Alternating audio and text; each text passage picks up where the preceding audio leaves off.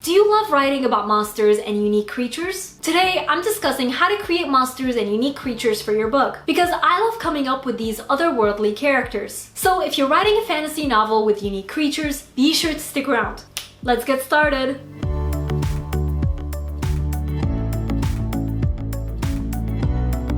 Hey guys, Nour here, and welcome back to my channel. For those visiting for the first time, hello! I'm the fantasy author of the novel Divinity Falling. Be sure to subscribe for weekly writing advice videos. Also, Merry Christmas and Happy Holidays to anyone celebrating this holiday season. So whether you're writing a fantasy novel or just a short story with monsters and unique creatures, I'm hoping today's tips give you some inspiration. So without further ado, here are my tips. Tip number 1. Take inspiration from real-life animals and combine traits and characteristics. For example, you could take shark's teeth and combine them with a creature that walks on 2 feet. In my novel, I have a creature that looks like a mix of human and crocodile. You could create a monster that has wings, but also drinks blood like mosquitoes. Now you have bat-like vampires. The options are endless. You could even look up unusual animals most people are unfamiliar with. Find your inspiration and combine the traits to create your unusual monster. Tip number 2. Think outside the box by giving monsters otherworldly abilities, such as being able to melt themselves into a puddle and regenerate their body. You can make them creatures made of shadows. Or maybe they can do things that we can't, like see the beyond. There are so many abilities that can make your creatures and monsters unique. Maybe they get their nutrients by eating fire. Don't be afraid to think outside the box. Tip number 3. Remember that otherworldly creatures don't have to look scary. You can create monsters, but you can also create cute beings. Think of Groot from Guardians of the Galaxy. He's literally a tree and he's adorable. So if you're going for something cute or at least not scary, consider fluffy animals or cute plants. I mean, even Transformers who look like robots and transform into cars are fun creatures. Your creature can literally be anything. Tip number 4. Don't forget to give your creatures or monsters a personality. For example, Groot is super cute because all he says is his name, and he shows his emotions through his actions rather than words. So if your creatures or monsters talk, consider how they talk and the specific words they use. Also, consider how they dress if they wear clothes. And think of their general personality. Are they happy, sassy, angry, or moody? They don't always have to be one thing, but they should still have a general temperament. Also, just like every other character you write into your story, monsters and creatures should have a goal. Why do they do the things they do? If they don't have a purpose, then they shouldn't even be in your story. So be sure to give them some sort of purpose, even if it's just for the sake of world building. So that's all I have for you today. I'd love to know, if you're creating a monster or a creature for your story, what are they like? Let me know in the comments. If you're new to my channel, be sure to subscribe. I put out weekly writing advice videos that will take your story to the next level. Also, don't forget to follow me on social media to see what I'm up to from day to day and to chat with me. And before we go, I just want to give a quick shout out to Sarah Frayne and Alan J. Early from my shout out tier over on Patreon, as well as all my amazing patrons. Thank you all so much for your support. I really appreciate you.